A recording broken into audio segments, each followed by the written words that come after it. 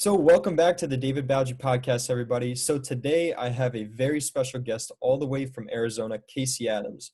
Casey has been able to build a strong following of nearly 220,000 followers on Instagram. He interviews world class entrepreneurs and influencers on his ever growing podcast, the Rise of the Young podcast. So, Casey, it is an absolute pleasure to have you on here, man. Thanks so much for having me on, man. It truly means the world. Of course. So, let's just get down into it. How did this all begin? Like, where did your journey all first take place? Yeah, man. So overall, number one, I appreciate you having me on this show. But I'm 19 years old right now, and 4 years ago, when I was 15, sophomore in high school, I wasn't doing anything in this world in terms of social media, building a personal brand, and the catalyst that sparked this new journey was I was 15 playing football for my high school, and I got diagnosed with interspinous ligament damage due to a neck injury that put me in a neck brace for 6 months. And it was during this 6 month process that I latched onto personal development and started following these high level entrepreneurs online that opened up my eyes to what personal branding is and to what social media marketing is. So it was that catalyst of, I grew up playing sports my whole life, played hockey for 10 years, and I played lacrosse, and I transitioned to football. And it was this day, where I have everything, step by step going well. My plans at the time to go to college to play football for my high school. And, I'm just a normal average kid, I'd say, that's growing up in a small town in Virginia. And it was this injury that, like I just said, completely changed my perspective on the world through creating a new identity. And it was during this time when I was 15 that the next 6-12 months were really all about personal growth and personal development. And I read more books in that 12 months than I have my entire life. And it was that change of events that led me to where I am through the course of momentum and taking action and traveling and meeting people and now having, the podcast and everything that we'll talk about. But it was that moment at 15 when I was in my neck brace for 6 months that changed everything for sure. Wow. So, and you were in high school, obviously. Yeah. So how did everyone else take it, right? Like, how did your teachers kind of deal with it? Like, were you in school or were you Yeah. homeschooled? So it happened in the summer. So I had like 3 months when I was wearing the neck brace, like just, at my house, couldn't do anything, laying on my bed. That was my months of just like depression where I didn't know what I wanted to do. I was angry. I was, pissed off for no reason at my parents just because I loved sports. I loved being a part of a team. I loved everything that was a part of like the lifestyle of, football practice and working out and everything that happened there. And it was instantly just taken away from me where I walked into the doctor one day and they said, "Hey, you could be in neck brace for 6 months. You could never play football again. And you could have been paralyzed." And it was in that moment where I just became angry and depressed. But to answer the question, I had to wear the neck brace to school for probably a good 3 months or so.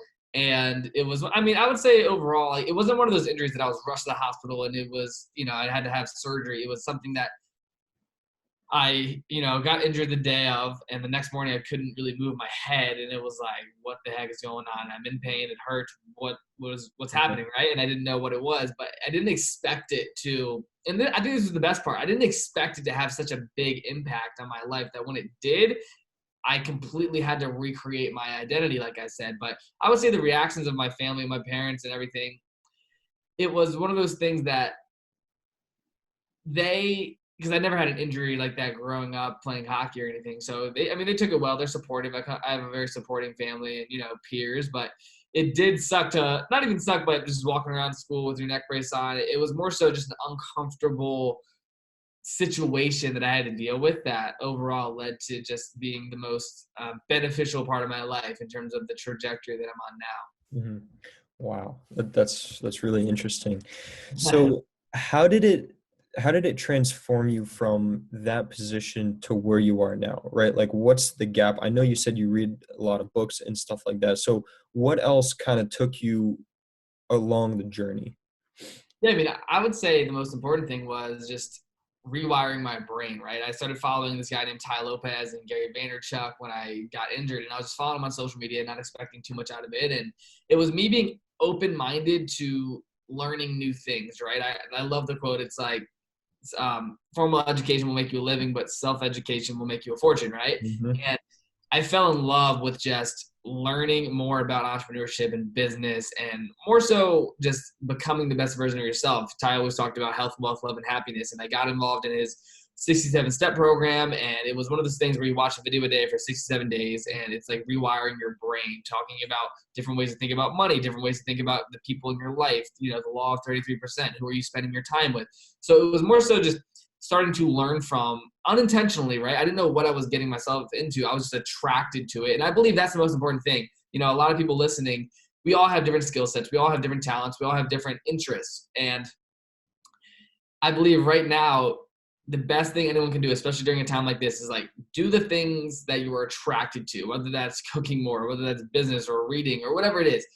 Figure out what you are just gravitating towards, because there's so much you can do. There's so many different opportunities, especially online on social media with e-commerce, where it's like, hey, pick what you were naturally good at. And if you don't know that yet, test. And for me, I just started testing so many different things. And yeah, I would say it was just, a game of getting this program and this course, I've never bought a course before in my life, but it was that, just that open-mindedness that led me to where I am, for sure. Wow. So, learning from your journey from start to where you are right now, what's one lesson or key idea that always kept you moving, like always had in the back of your head, like there's always a bright side, if something goes wrong, there's always, what I Yeah, mean?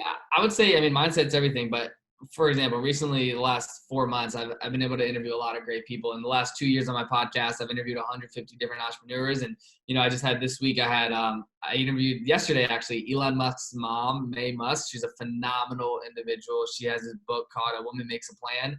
I interviewed Robert Greene, who's the author of 48 Laws of Power. I interviewed Larry King, Jordan Belfort, all these world-class people. And I interviewed this guy named Dr. Hart, who he's a phenomenal doctor. And overall, the reason I say these names and these people is because the people in my life and the conversations I've had with all these entrepreneurs has allowed me to learn from their experiences and learn from their mistakes. I take a lesson from every single person I have a conversation with. And I think, for example, when I was 16 years old, I went to San Diego the first time to speak at an event. And it was my first time ever flying on a plane, ever going to San Diego, ever being in California, right? And it was me just knowing that there's more out there, and that the small town that I grew up in, that's not what the real world is, right? Because I believe, especially, like, I come from the town where you go to high school, go to college, get a job, and not many people ever leave that 50-mile radius in which we call Chesterfield, Virginia, and that's just the truth. And I believe what kept me motivated, and what always keeps me motivated, is that there's so much more to learn, to explore, to experience. And I believe I've been able to learn a lot through the conversations I've had through my podcast and through the conversations with all these world-class people, that whenever I have something going on personally or in my business or whatever it is, I can make a call. I can, ask the questions. And I totally believe in the quote. It says, the quality of questions you ask will determine the quality of life you live. And for me, I've been able to ask a lot of great questions to a lot of great people. And that's what keeps me motivated, keeps me positive, keeps me happy, because I believe looking at things in a positive light is always the key, right? There's always, like, especially right now during a time like this, there's so much negative information, negative news out there, where it's like, hey, you get to control what you put into your brain and how you respond to news and media and your surroundings. So if you can do that in a positive way, you will look at the world in a more positive than not way, which is, I believe, the key to how I live my life. Mm-hmm. Wow, that's really inspiring, because like it's completely different than what I've heard a lot of people say. You can easily just go out and interview as many people as you want, but you take a lesson from each and every one of them, and that's what makes you unique. Yeah, So it's funny. I say, like, I always tell myself, because I'm 19, right? I'm like, I level up a year every person I interview, right? Like, me and Larry King have a 67-year age gap. Like, I felt like I matured 10 years by having that conversation with him, right? And I always like to ask myself, like, yesterday I was talking with Robert Greene, and he was talking about death. He was talking about confronting your death and confronting what that means to you. And I believe having those type of conversations with the people that have lived a life of, Robert Greene's 50 plus years old, and he has so much experience and understands human nature, where, like, those are the conversations that will get you out of where you are now, just depending on what your goals are. But yeah, man, I look at the lens of life in positive vibes only. yeah, like they have so much more experience and they know what to do, especially in our situation. So That's very powerful. So people know you as a big influencer. You're very good at personal branding and social media and have a ton of influence. What would you tell someone who is just starting out, like what to do in order to build a brand name? Yeah, man. I mean, I would say the key to personal branding is understanding it and understanding the long-term vision for it. So my definition of personal branding is building the most authentic perception of you online. Mhm. And here's what I want people to know. It's like personal branding is long-term, right? Like you don't start an Instagram account, you don't start a Facebook page, you don't start a podcast for a short-term business gain, right? Like for me, I look at personal branding because it is you, it's your name, it's your identity as long-term because as old as you get, it will be with you. And that goes then to your reputation, but your reputation online. And with the tools we have today with social media, building your online reputation is insanely valuable and it's led to every opportunity in my life. And I would say the first step is, if you're watching this right now and you don't know what personal branding is, the first step is asking yourself, how do I want to be known, right? And you have to ask yourself, I always ask people, what are your 3 brand pillars? For me, it's podcasting, traveling, and networking. I consider myself a very, outgoing person who likes talking and having conversations. That's why I love having a podcast. And ask yourself, how do you want to be known? And once you identify those 3 things, whether that's cooking or fitness or whatever it is, organization, start putting out content on social and pick one. I always tell people, don't overcomplicate yourself by picking everything because yes, you want to be on every platform, Facebook, TikTok, LinkedIn, YouTube. And for me, I wouldn't say I'm the best on YouTube or I'm the best on LinkedIn, but I've done my craft on Instagram and my podcast and I understand TikTok, but it comes down to picking how do you want to be known. And for me, I've recently too gotten very deep in my vehicle of podcasting. My goal is to do another 100 interviews within the next 100 days before I turn 20. And that's what I'm going all in on. And through those interviews, I'm putting out content on Instagram, I'm putting out content on YouTube, and it spreads in terms of like the top down marketing strategy. But for the people that are just getting started, just to reiterate the question, identify how you want to be known, pick the 3 things that you want to be known for and start putting out content and don't overcomplicate it, right? Like we're doing this interview on Zoom. I've done 15 interviews on Zoom this week, and it's easy to do, right? You send the link, they click the link, they join, and you talk. Boom, content.